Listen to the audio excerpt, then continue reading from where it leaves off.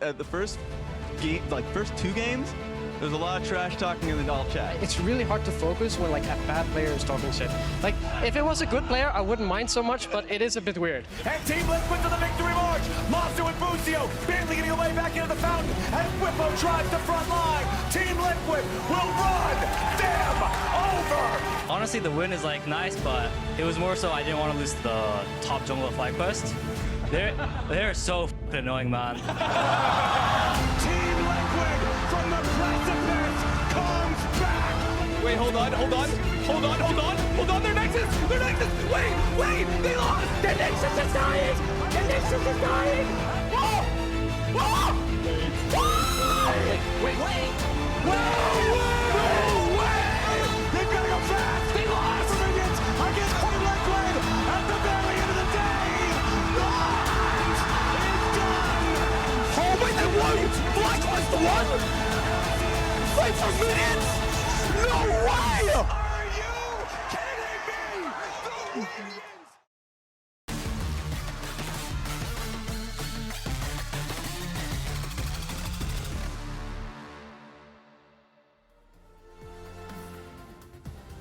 Welcome back to the LCS waiting room. Shox, Chronicler, thank you for joining Emily and I. Thanks for having us. We're really Sad Raz happy. couldn't be here today. Yeah, He's man, feeling a little where under the is weather. Raz? But we Yeah. got FlyQuest TL for the 22nd time this year. I love It's it. great weather here in LA. It's wonderful. Yeah, It's it's wonderful. wonderful. I'm happy to be here. In case you I'm a missed little it, though, these teams actually have a massive rivalry. It's not like a, kumbaya, let's hold hands to the quarterfinals, may the best team win. They absolutely want to send the other team home. They hate each other.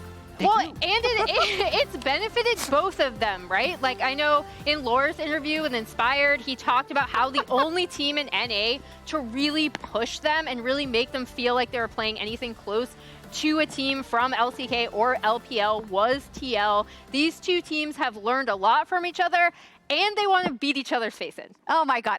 And whoever wins now, of course, TL wants to get back at them for that finals win, but whoever wins now gets a ticket to the quarterfinal of the World Championship. It is the most coveted thing for any Western teams to have. So even if you say, oh, well, if any team goes, I bet you that for every single player, the stress is so high right now. It's a blessing and a curse. And a curse. Because these teams did not dictate the draw. They both absolutely want to go to quarterfinals, and they actually both very much want to go to semifinals as well. But there will be plenty of people to try and take credit away from them. What I want to see is a high-quality series, because these guys have had the most entertaining series the entire year in the LCS. They had a series, a best-of-5 with like 220 combined kills. It was an absolute LCS record. I want to see that. Yeah, it also feels like every time one of them, punches, the other one immediately adjusts and punches back. Like, we literally just saw that in finals where TL, previously in the bracket, beat them with a really good lane swap with UmTi on the weak side.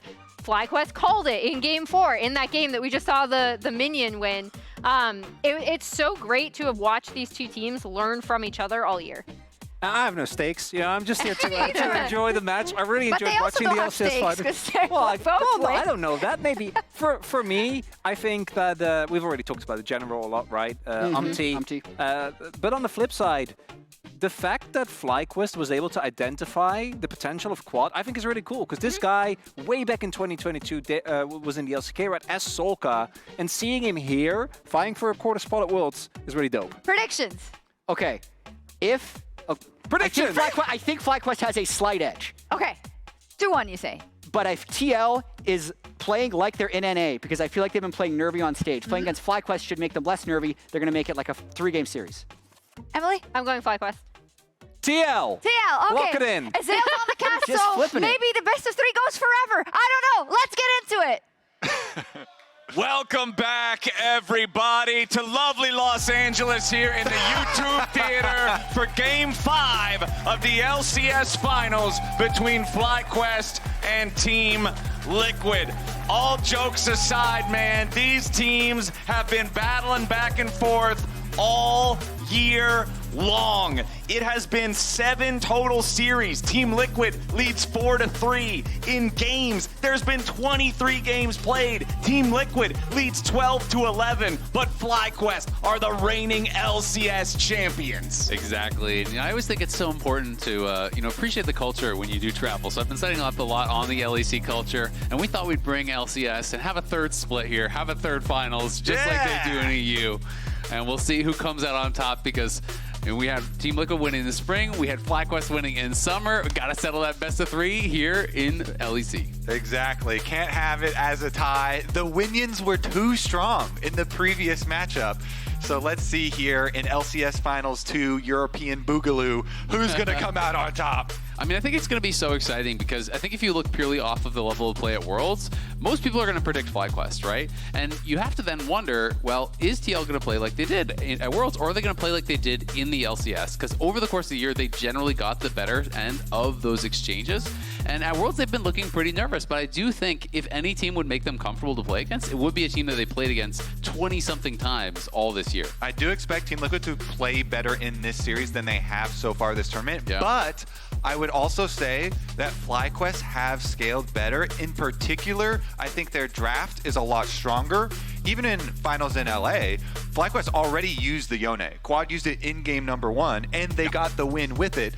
That is something that people have been questioning about Team Liquid for a while here, their use of the 2 power picks, both the Yone, and then we saw the Aurora picked, but the Aurora was not piloted perfectly. Wish I didn't see the Aurora picked. We can definitely say that. And so there is this question that FlyQuest already showing picks like the Nunu and really being willing to go out further towards the fringe of champions, plus already being able to use the meta champions better, I think, does give them a pretty sizable advantage heading into the draft, theoretically. And I think the World's performances, you got to see a little bit of a glimpse into it there, how it's affecting people's perceptions. In the MasterCard fan prediction, it's FlyQuest sitting at about 62% in the eyes of fans, while Team Liquid's only at 38. Throwback to after FlyQuest won the finals, and everybody was still talking about Team Liquid being the best North American team heading into Worlds, whereas FlyQuest has sort of stopped those accusations here, especially in their performance against Hanwha Life Esports, where they took a game and looked like they might have even been able to take the series. Well, I'd say even throw it back a little bit further before the LCS Summer Finals, when basically every single person thought it was going to be TL that would win, right? You know, when you looked at the prediction rates before that series, it was so massively TL favored, but FlyQuest upset, and we're actually quite dominant in the finals, and we are into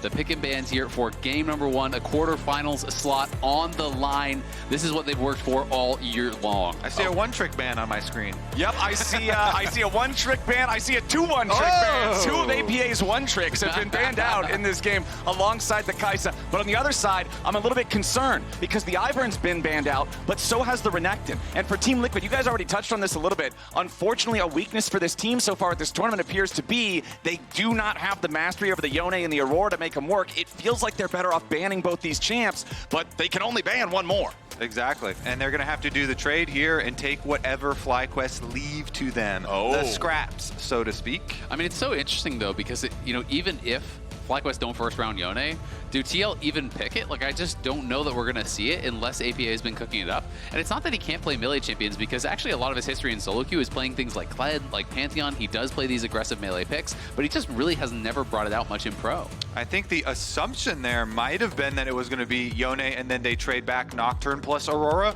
but because FlyQuest go for the Skarner first, might throw a wrench in the plan here for Team Liquid. Let's see how they respond. I wonder if there was a secret handshake backstage. No Aurora, no Yone. Play it like it's LCS. No shot. Nice, honorable. Yeah.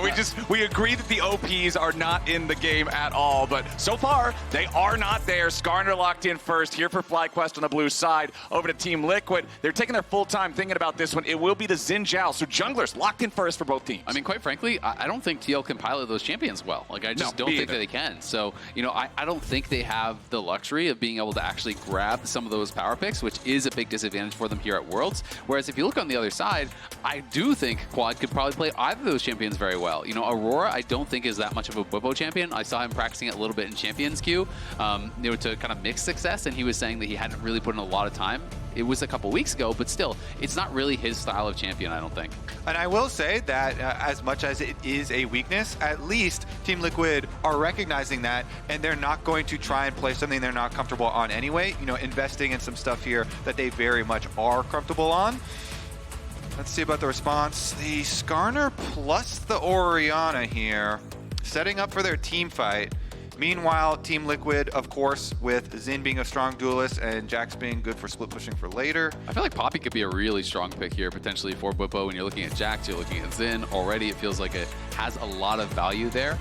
Impact, you know, he can obviously pilot Jax. He does have a good win rate on the champion, but I just never really favor him on these style of champions because I think he's just so much stronger when he can sacrifice for the team. And when you sacrifice for the team on a champion like this, it often does not work out. APA is hovering Yeon, and it would be interesting to see if he can bring it out, because if he can bring it out and actually be successful on it, then the story really does change for TL. And I think when I'm looking at APA, it's not just can he be successful on Yeon. I think that APA has been struggling so far at Worlds as a whole. I think that we've wanted to see a lot more out of him, especially considering his personal evolution as a player throughout the year. When we think of APA from 2023 compared to the version of him we've seen so far throughout this year in the LCS, he's made leaps and bounds of improvements, but Worlds, it's felt like a little bit of regression, but the Syndra locked in. So the stars of the teams have been the bottom lanes, and FlyQuest now are going to get the opportunity to try and ban Yeon out a little bit here. Wonder if we see some Jhin type of stuff go on, because getting your hands on the Ashe early is very, very powerful. You can go for some very strong laning options. Yeah, absolutely. And I mean, Ashe does kind of deny Kalista, which has been another power pick here at Worlds because it is such a strong answer to it in lane. The Kai'Sa's been banned out. You know, you obviously already touched on it. The bottom lanes have been the stars, and I think you have to give a lot of credit to both Yeon and Massu. Yeah. I mean, Yeon last year at Worlds had a very disappointing performance, even though TL have not yet hit the highs that they were expecting to this Worlds. Individually, he has been stellar. I think Massu has really been leveling up year over year. This guy's trajectory has been insane. If you're not familiar with his story, in 2022, he was in Amateur. 2023, he won MVP in NACL. 2024, he makes MSI, he makes Worlds, he wins LCS, he wins Rookie of the Year. It really cannot get more up and to the right than that. All right, so in our second half of the draft, Renata Glass banned out by TL. They don't want to have that counter engage when you want Jax and Xin Zhao jumping into the enemy lines. They're also going to take out that pocket pick Urgot, keep that one away from Bwipo. But on the other side, Lucian and Rel banned away by FlyQuest. Rel being one of those premier supports for pretty much every team throughout the tournament. Let's see how TL wants to approach this fourth pick now. Some of the advantages of knowing your opponent that well, you know, these target bans of the pocket picks. They know their tendencies, such a long history here. It is interesting, right? Because Kai'Sa's gone, the Lucian Nami is gone, the Ashe kind of bans out the Kalista, so Yeon is going to be pushed down and maybe relegated to more of a supportive role. So he's going to be going in towards that Jhin, which has been quite popular at Worlds. And I'm just curious to see, you know, what sort of style lane they want to play, because they have last pick here for Core. Are they going to really pick heavily for that 2v2, or is it going to be more of something to round out the comp? Because they are very light on hard engage right now. Sure, you can just send in the Xin, you can fish with, you know, scatters, but really they have no hard engage. So I do think they want to get something like that for Core to kind of round out their 5v5. All right, here is a standard top lane, as about as standard as it could be. The K'Sante locked in for Bwipo into the Jax of Impact. So we've seen this matchup plenty of times before in North America. We'll see it again here in this first game in the best of 3. Still curious what we're going to get for this final pick here for Busio. And we actually even got to see Impact playing the inverse side of it against Gam when he played against Kiaya. It was actually very impressive on the K'Sante side of the matchup. So, here we go. So Lulu of Worlds. It's not only is very good for, you know, enchanting later, but it's so hard to play Xin Zhao and even Jax to a degree here versus the polymorph. So very, very high investment in a lot of defensives here for FlyQuest. It is, but at the same time, I think one of the kind of drawbacks to this is then you're now really relying on that Ashe arrow as your kind of primary form of engage. So you know, if there's QSSs, if there's cleanses, things like this, or Core even going to the throwback pick of a Tahm Kench. So utilizing this to really deny the only form of hard engage that they do have. You can just gobble them up anytime an Ashe arrow does connect, and it's going to be very difficult for FlyQuest to really start out these fights. We'll see about Inspire's use of the Skarner and see if they can deliver some Orianna shockwaves as well, but this one's shaping up for a very sturdy team fight here for FlyQuest, and we do have to consider the possibilities of the lane swaps in this one as well. I mean, they do have a Cassante as well as the double range down here. Yeah, it could be very interesting. And for Core, if you don't know, Tahm Kench, one of his most played champions all time, 83 games, 65% win rate on it. Pretty good. He has a lot of history, playing this champ, both with like fasting Senna and that sort of style, but also just as this style of traditional support. And he does like to play it very aggressively, often looking to actually W in and start out fights and look for these trades. And the reason it's so famous is because after making plays on their own lane for the 2v2, CoreJJ often goes in and invades your jungle. He is very, very good at harassing enemy jungle, making your life hell. So don't allow this Tahm Kench too much freedom. He likes to make plays. I mean, that's something we've talked about CoreJJ and UmTi the entire split, the entire summer in the LCS, is whenever Team Liquid got ahead and they were so good at this, they would just manage to take over the entirety of your jungle with those two guys sitting down vision, looking for plays, choking you out of the map. We'll see if FlyQuest is ready to respond to it. So we just have a quick pause here. Shouldn't be too long, and we can get this one started. Regardless of whether or not, these two teams wanted to be getting this draw to be faced against each other, this is a situation they're in, and there is a lot of pressure on both of their shoulders. I don't think either team has accomplished yet what they wanted to here at Worlds. TL, obviously, not even close. So many expectations for this team. Their big goals coming in was really to prove their stuff against LPL, against LCK teams. In their first two games, they were very close in both of those series, but at the end of the day, they couldn't get the job done. And for FlyQuest, they showed, those flashes of brilliance against HLE. They were potentially one team fight away in game 1 from winning. Could have maybe made that into a 2-0, but they get blown out in game 3. It ends on a sour note. They are very hungry to get a shot at a best of 5 here against an LPL or an LCK team. Talking to the players on both of these teams, they definitely wanted different draws. They wanted international opponents, but here we are once again in this very long rivalry between these two organizations. Hopefully we'll be able to get into game here sooner rather than later. At least this time, we know that there are no Callista Spears stuck into anybody in the game at this point in time. So Too soon, Flowers! We know one thing that it is not. We know one thing that it is not. That's we true. also know you need no player in this game can actually press the Callista E right now. There's no. That's true. Not touching that. That is very true. For those of you who don't know, it is currently 8 p.m. here in Berlin. This is late night League of Legends. Yeah, a little bit of League of Legends after dark. There you go. Well, it's probably a pretty good time though in NA to be watching this right now. Oh yeah, it would be 11 a.m. right now. Yeah, in LA. 11 a.m. There you go. Perfect. Not even an early wake up. You could sleep in, still wake up in time to. Rested, refreshed. Watch a little weekend LCS. Look at that crowd. They are still energized. They got it. Let's go. All right, I see people getting ready, and we will see if we're going to get this one going here in a second. Okay.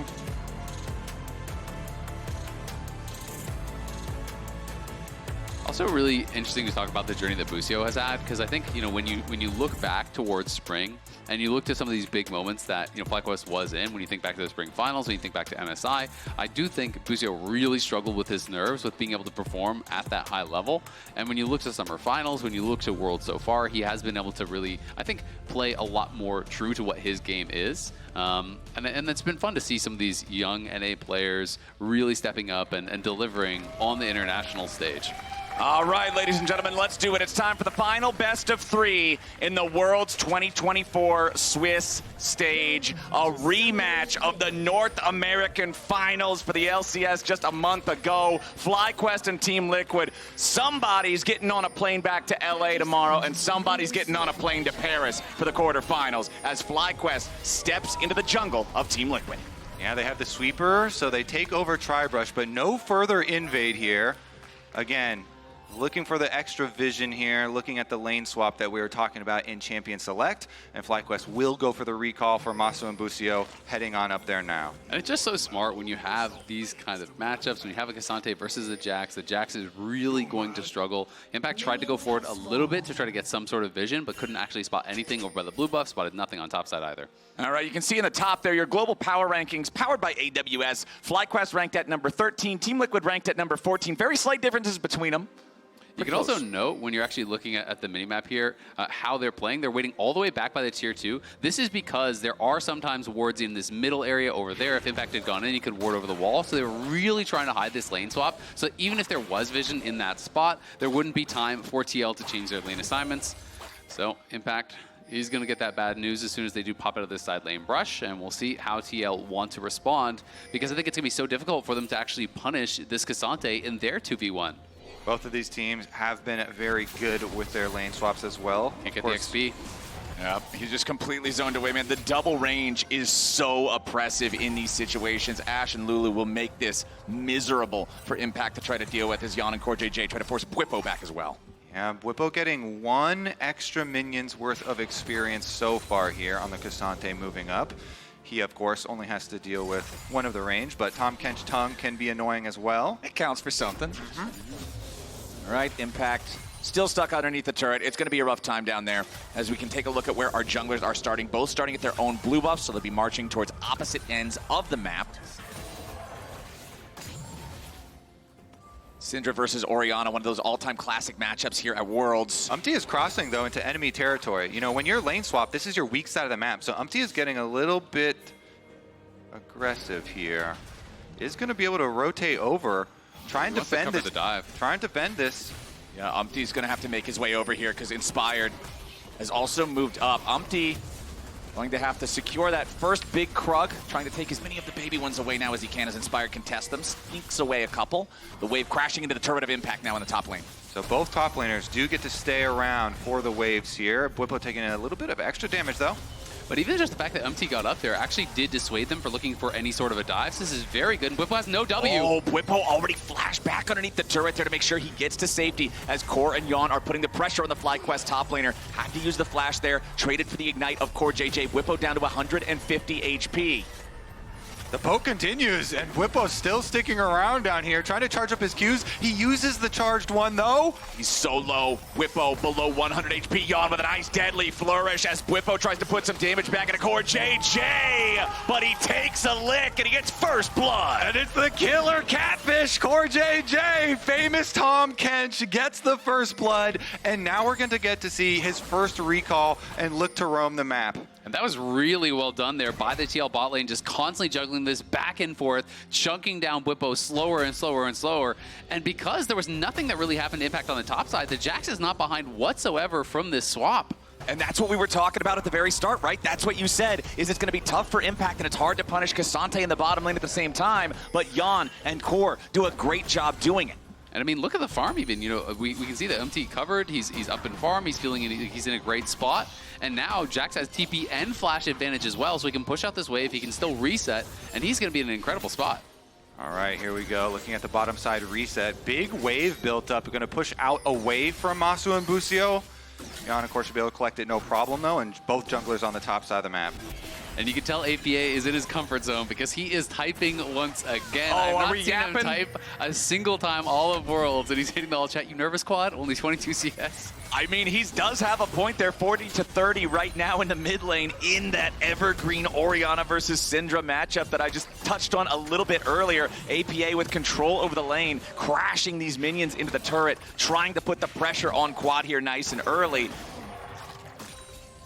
Probably not any real big potential for kills until the junglers try to get involved, though, and currently they're just clearing through their camps. Nice scout of the week. Yeah, I mean, often these matchups just becomes ultimates for pressure, ultimates for lane prio, chunk them out, try to make them take bad bases and get those CS advantages. So we'll see if APA can do that. Quad, obviously, you know, I think there was not really high expectations when he got picked up by the team, when he replaced Jensen. You know, coming into summer, a lot of people were pretty disappointed with the change, but he has really grown into such an incredible carry for FlyQuest, and his development through summer was amazing. CoreJJ. Nice knock up from CoreJJ with the Abyssal Dive. Busio's in some trouble. The stun from the Tongue Lash. Barely missing out on the kill here for the Team Liquid bot lane duo. Busio at death's door needs to go ahead and get back.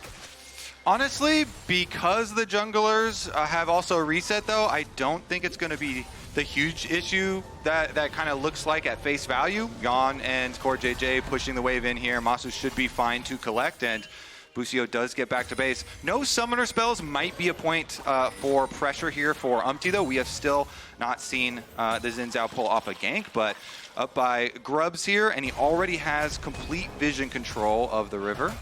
It was very conservative, though, from TL. They were clearly nervous that Inspired could be there, because I feel like Yeon could have flashed in 100% and actually gotten that kill, but decided not to go for it. You know, didn't want to risk giving anything up, so instead they played for the Grubs. And Busio now is going to have no summoners here at this Grubs fight if TL look for the turn.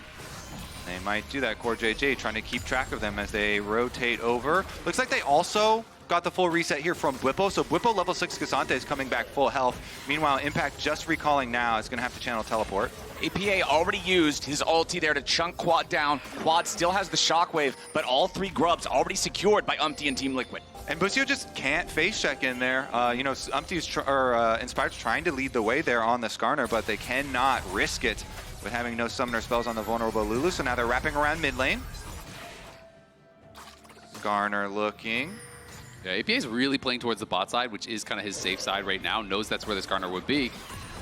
Okay, Quad doesn't get the ball far enough to try to go for a shockwave. Polymorph onto APA, who flashes over the wall to try to escape, but Quad with the flash into the shockwave. Easy pick up there for FlyQuest, but now Massu could be under some pressure in the bottom lane. Uses the barrier as the curtain call opens up. Yeon hits the first 2. Number 3 collides. Number 4, Massu has to flash out of the way to survive. Yeon is shooting straight.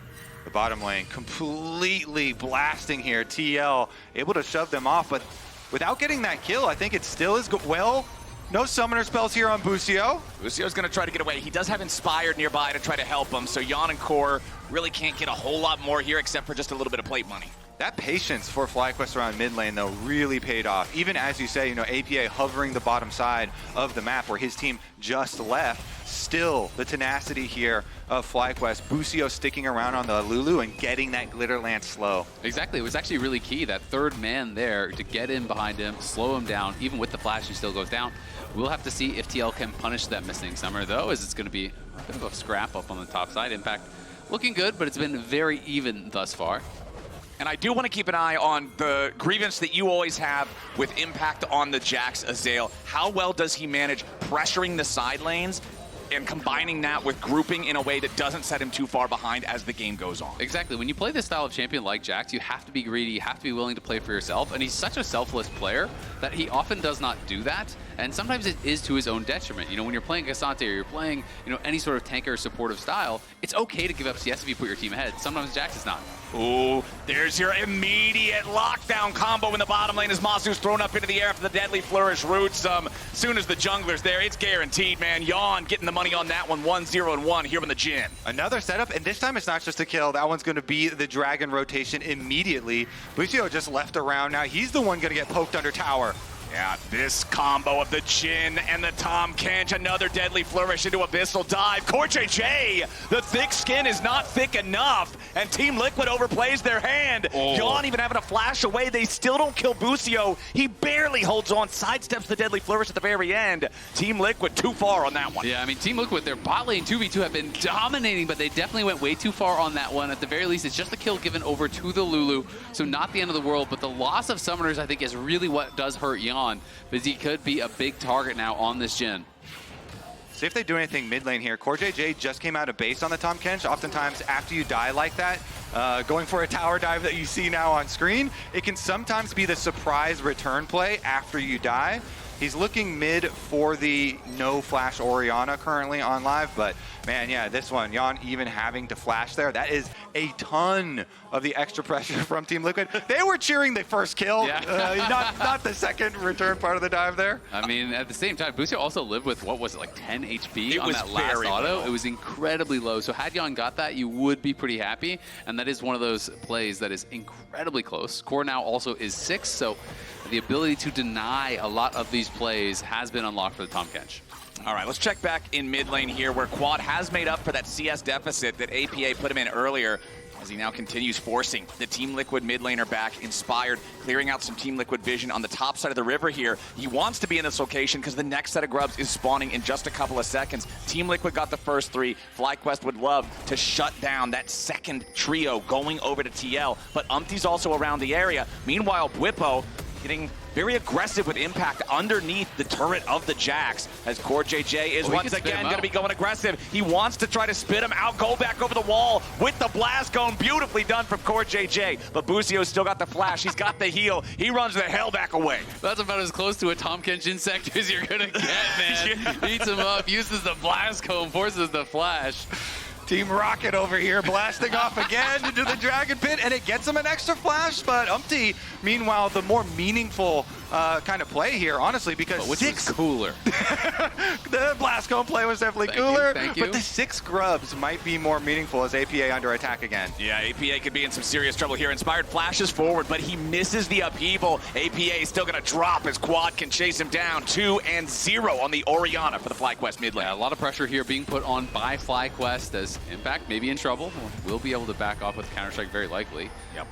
But Inspired has really kind of changed his playstyle and is more willing to play these supportive styles. UmTi going to be looking top lane.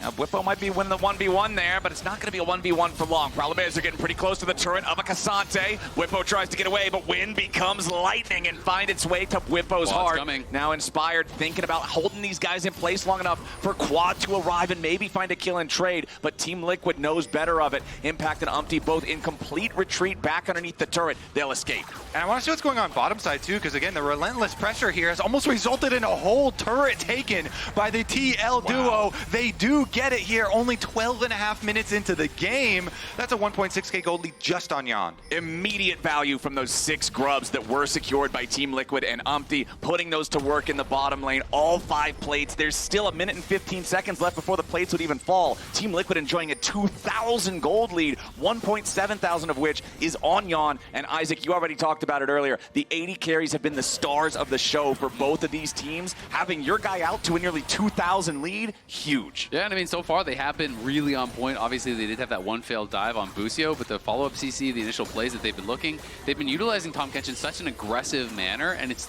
awesome to see. You hit the tongue lash, you follow it up with the knock-up. The root is there from the Jhin. The layering of the CC is what's going to allow them to find a lot of these picks. And Yeon has that early static Shiv. Likely is going to be going the Mosquito build here with the extra dagger, but it can be quite powerful with the double kind of electrocute items from ahead. I think Jackie Love inspired a lot of people at the beginning of this tournament with some good static Shiv usage. Should just be a routine Raptor pickup here, though, as CoreJJ does get out of the river. Well, if we're talking about routines, the normal routine of a game of League of Legends is 14 minutes in, it's time to fight over the Rift Herald. We've got a little bit of time left before that spawns, about 10 seconds, and Team Liquid is establishing control over the topside river. And I think that FlyQuest have already made the call. We're going to sacrifice this. Yes, if Team Liquid go for there, then we'll try and make our cross-map play. This is the standard. We'll make a play on the other side of the map. You see Inspired is hovering in the brush on the bomb side in your mini-map. Doesn't look like Impact is actually going to give them that play, while TL make their top side first. All right, Yeon pushing the wave into the turret. CoreJJ to back him up as UmTi and APA maintain control over the topside river. Quad trying to slowly push forward, test the waters here a little bit, but they are very, very dangerous. You can see your lane economy snapshot right there. Thank you, MasterCard. It's only Quad with a gold lead on the FlyQuest side. You hear that fan cheer for the MasterCard? Pop up on it. We got a big MasterCard fan there. Yeah! Whoa! All right, well, UmTi gonna get paid as well, it looks like here. Rift Herald taking a beating, and TL has so much vision. Look at this, blanketing the blue quadrant of the jungle here, leading up to it. And I mean, while TL, I think, are in a very good spot, there's so much scaling over on the FlyQuest side. I do think Jhin is really going to struggle to actually punch through the front line. There's not a massive amount of tank killing pressure here on Team Liquid's comp. So as long as FlyQuest aren't just completely bleeding out, just keep focusing on their farm, getting their levels, this is the kind of style that they like to play. They like to play to scale. They are very adept at these 5v5s. And I think FlyQuest is still in a pretty comfortable spot as long as the gold lead does not continue to extend. I mean, FlyQuest was down pretty far in all their games against HLE and managed to find some really good looks in the mid game. So we'll see if they can do it against TL too. I want to take the opportunity before the big fight breaks out. Well, wait a second. Let's see how Quad. You might not get the chance. Okay. Just a little bit of friendly banter there in mid lane. Yeah, all for all. That was a small fight, not the big fight. Exactly. The small fight there. Inspired actually gave a really interesting interview with Travis Gafford, I believe, where he talked about specifically playing team fights versus Team Liquid. And Inspired as always gives a lot of detail, and one of the main things that he said is that FlyQuest have become very comfortable with trying to bait out quote-unquote hasty plays from opponents, where they kind of dangle someone with a little bit of safety to try and draw over commitment. And he said that they actually target APA specifically a lot with this, as he is one of the mid laners that tries to make very big plays very frequently. So we'll take a look at that as this series does progress, and if that is like a useful style for FlyQuest, because the team comp that they have set up does seem like that would be a strong style to go for. I mean, the K'Sante and the Skarner are pretty tanky, so I don't know how much you're going to bait with those. Might have to be somebody else looking a little bit more juicy. I mean, sometimes even the tanks, right, can look like, oh, this guy's going too far. Surely this is illegal. We got to be able to finish him here, right? We saw that even from Bwipo at Worlds on the Renekton. He loves playing around the Sterix Power Spike, going in really far, trying to soak all of this damage, force your opponents to overcommit onto you, and then all of a sudden you realize, well, no one's touching Massu, no one's touching Quad, we're losing the fight. You could bait in a Tahm Kench maybe, maybe a Xin Zhao maybe. We shall see. Next thing on the docket, though, of course, is a ways out, because we have a long time until the next dragon does spawn. So this is going to be tending to these side lanes. And of course, it is a bit more difficult for FlyQuest to tend to their side lanes, since they did build their whole team comp really for these 5-on-5s. They don't have great side laning potential, and the Trinity Force was just completed in the hands of Impact, plus the ability of the Rift Trail to just deal so much damage to this mid tower. All right, FlyQuest on the defense as the Herald is about to charge. It will not destroy the turret with only the charge. And I think so much of this game could potentially come down to this next dragon fight here, because it is such a powerful spawn here for TL with the Infernal Soul. I think that is going to make FlyQuest pretty nervous to give over that third straight one. And then the question becomes, yeah, you have great scaling, but are you ready to fight now? You have 3 more minutes to get as much as you can, as far as gold, as far as completed items. But TL is going to be ahead in that itemization. It's still nearly a 2,000 gold lead here for Yeon. He's going to have his rapid fire before that dragon fight, very likely. And then FlyQuest are really going to have to make that difficult decision. Do you flip the game right there and fight, or do you try to wait till the 4th dragon and fight, and then one mistake, one catch means they get sold? Nice sidestep on the scatter there from Bwipo, who's just laning against Syndra here on the side, happy to just keep working towards more and more gold, waiting for that next big fight that we're talking about. 2.5 minutes till Drake number 3. Team Liquid doing a great job controlling neutral objectives so far in this game. 100% of neutral objectives under their control. Both Drakes, all 6 grubs. Bwipo with the flash away from the unleashed power. He knew that that wasn't going to kill him, but UmTi surely would have been able to set up a sincere threat, so Bwipo having to spend the summoner. And one small thing I always feel like is really nice, if you are playing Syndra against a melee champion in side lane like this, you can just farm splinters very, very easily. It's so easy to be hitting K'Sante and getting towards that eventual 120 splinters that you're trying to get. Impact in this bot lane, though, is getting so much damage down to this tower. This might just be dead. I think he can kind of just kill him Bwipo's face at this point. Dude, Trinity Force Jax just demolishes structures. It's so easy for Impact to farm money off of that, and Team Liquid is now enjoying what is almost a 4,000 gold lead. This is TL's comfort zone, especially versus a comfortable opponent that they know so well. TL trying to flex their side laning, trying to flex their macro. Secondary towers are 800 gold for your team. So big there for Impact to be able to pull up. But take a look at the junglers too. Both are hovering down towards the bottom side where the side laners are. Doesn't look like there's going to be any aggressive play, just kind of defensive hovering. Also got Chunk for now. APA on the Syndra doing some good work.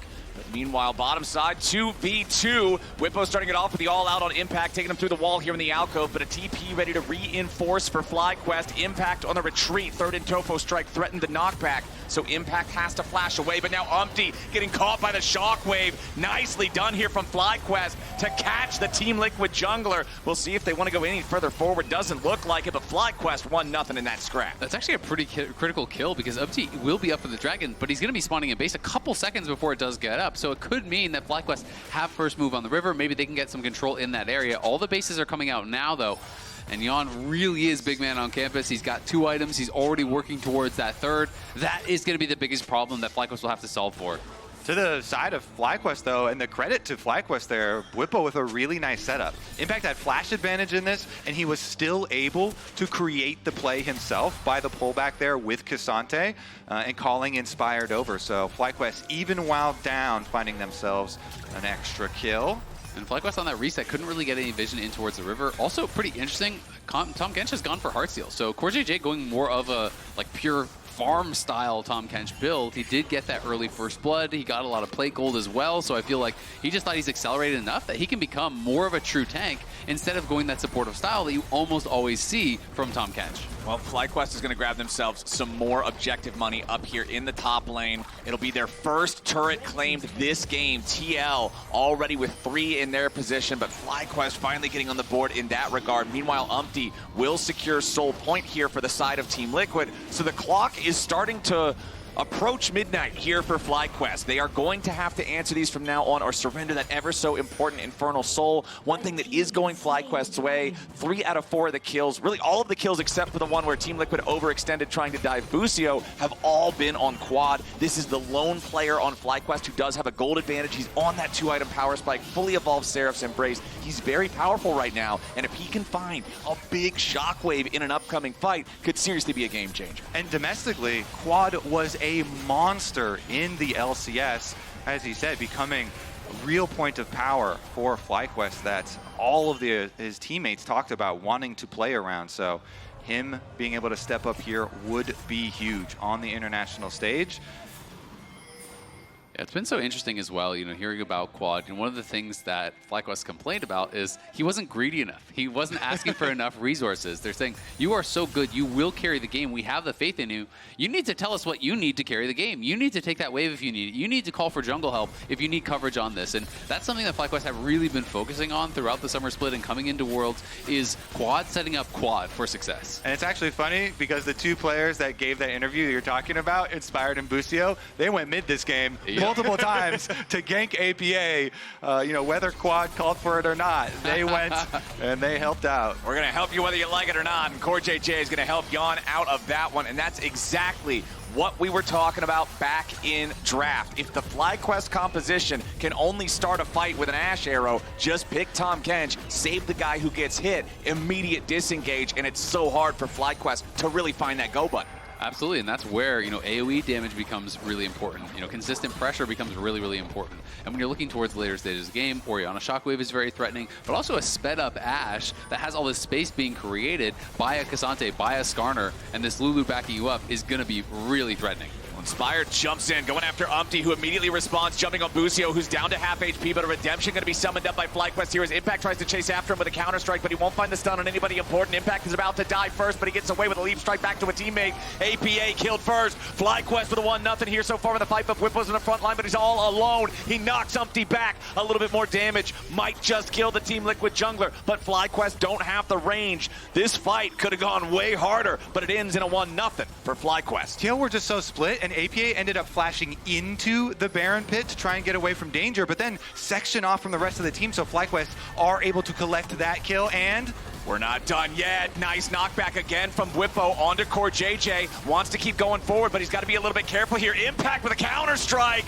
Goes in and finds the kill on Busio. Escapes with his own flash back up into the brush, but a 2-man shockwave coming out from Quad. Impact is popped before we can do anything else. UmTi's here on the front line, and surely he won't survive. The arrows just riddle him like a pincushion. Yeon won't land the deadly flourish, and FlyQuest continues the chase. Quad goes on a rampage, and CoreJJ goes down. Only 2 men left standing in TL colors. Yeah, FlyQuest coming out on top in that fight, and even though Yeon was alive for the whole thing, he just can't really get through the front line. He's hitting like nothing on this K'Sante, and Bwipo was creating so much space, so much area for his carries to really work with. Let's take a look, too, because this was extra person joining at every interval of 1 minute. Let's take a look. Yeon hit the root to start out. Bwipo still got the pullback there onto CoreJJ. And then even though they're so low, Impact jumps in, wants to get the kill onto Busio, can't quite finish because of the shield, has to go back for the extra auto, flashing out, and then the shockwave ensures that this continues. The second engage from Impact ends up blowing up because Massu is able to auto him down, and then you finally get the Skarner arriving while the teleport arrives. Even though you get the miss on that Skarner ultimate, you know, you still have Quad over the top, and so in the end, you know, it's such a long and drawn out fight, but FlyQuest are able to again chop down on some of this Team Liquid gold lead that they built up so big in the beginning of this game. And I want to talk a little bit about that gold lead in regards to something you said earlier, Isaac, talking about the scaling of FlyQuest, talking about how it'll be so hard for this Jhin to punch through that front line. It's exactly what we just saw. Now we got some more problems for TL. An arrow from downtown finds its way onto Impact. They'll try to fight his way out, but it ain't gonna happen. Top laner down. FlyQuest 9-4 in kills. Yeah, what a shot by Massu, and now Impact's not gonna be up and with no TP for this next dragon, so that could mean no soul for TL here, and that could be the game falling out of their grasp. Soul was so important to put their damage over the edge and be able to deal with these frontliners. All right, FlyQuest ready here. They've got 15 seconds, 10 seconds now until that Drake spawns. They want to be able to get this wave shoved up, have control over the mid lane. Bwipo jumps in looking for a third in Tofo strike, but does not land it. Busio joining up with the rest of the team now as Inspired will be the first man into the bot side river.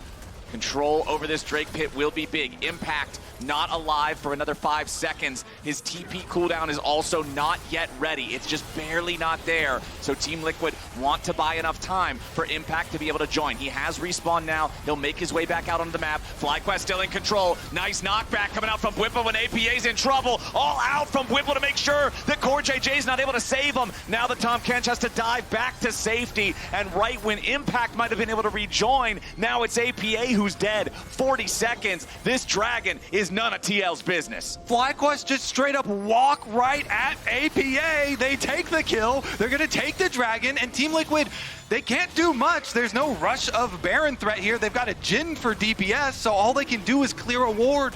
And I love how Bwipo just immediately decides all out into no terrain just to get that little extra buffer to guarantee that CoreJJ cannot save his mid laner on this Tahm Kench as FlyQuest acquire the mid lane turret. I feel like FlyQuest are fully in the driver's seat now. Soul point or not for Team Liquid, it doesn't matter if you can't win a fight. You have to be so far ahead with this kind of a composition to deal with the frontliners over on FlyQuest, and they just aren't. Yeon is not hurting those frontliners. Maybe once he gets an IE or something like that, maybe if they had Infernal Soul, but these back-to-back picks on the TL Soul laners have really kind of put them in a very precarious position.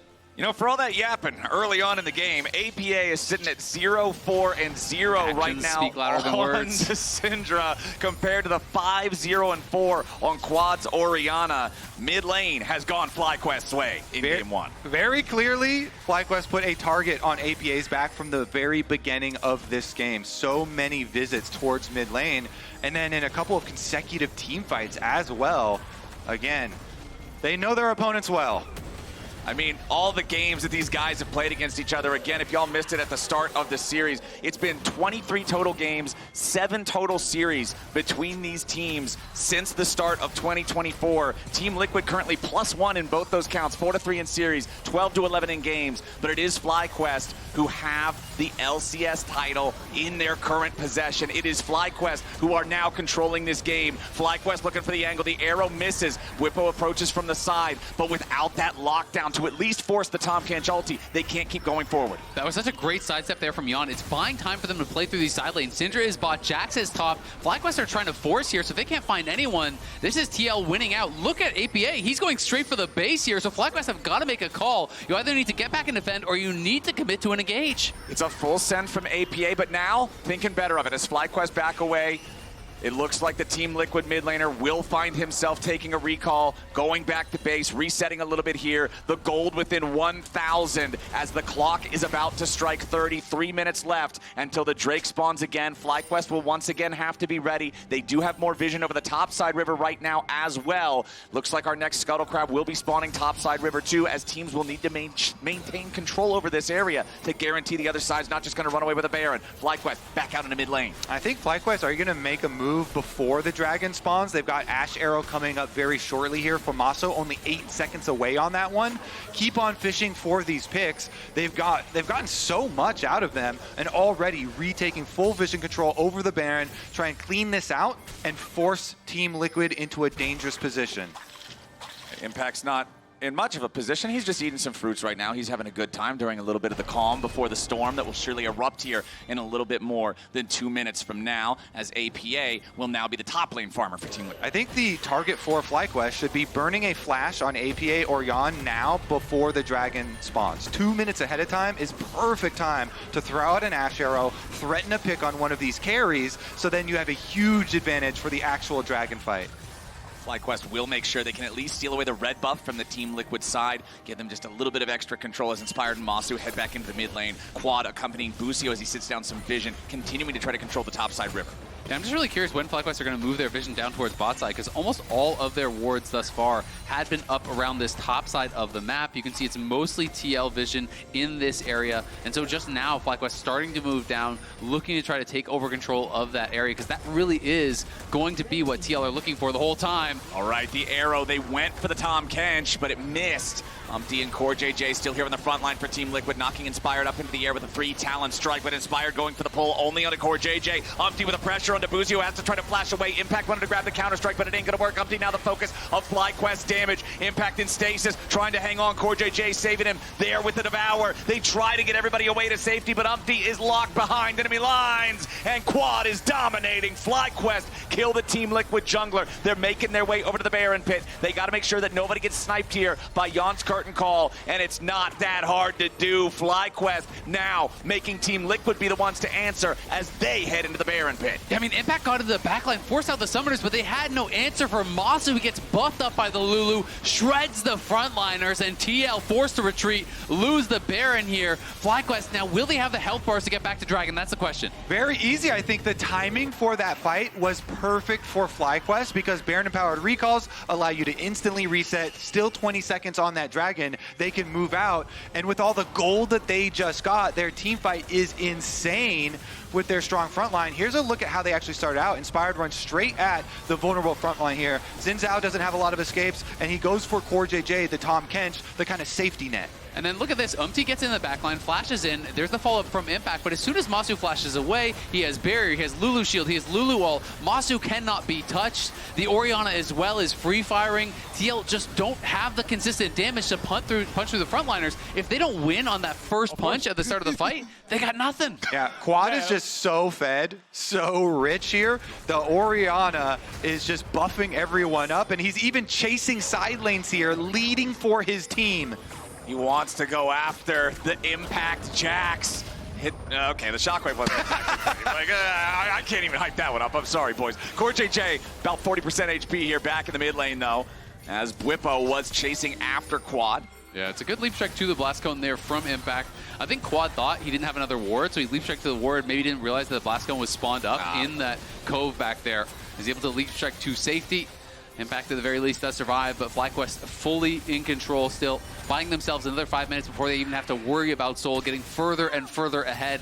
Yeah, it was a massive gold lead early for Yeon, but he has the IE now. I just don't think that it really even matters. Yeah, I think Team Liquid are just really worried about the constant Ashe arrows and picking people off now, because APA has no flash for this next one. UmTi has no flash. Xin is notoriously vulnerable when you're trying to get vision as a jungler. You're trying to work with your support with CoreJJ there, but Xin has no escapes. And so a couple of very vulnerable players on Team Liquid. They're still trying to play the side lanes. APA there does push out on bottom side to gain a little bit of space, but it becomes very difficult here. I mean, especially when you're actually looking at the Jax, you're hoping that Jax is going to be able to create this advantage in the side lane. Look at the items. He's a full item behind, and he has fallen down 40 CS to the Cassante. You know, this is a situation where you're never going to be able to pressure this guy. You're never going to be able to hurt this guy.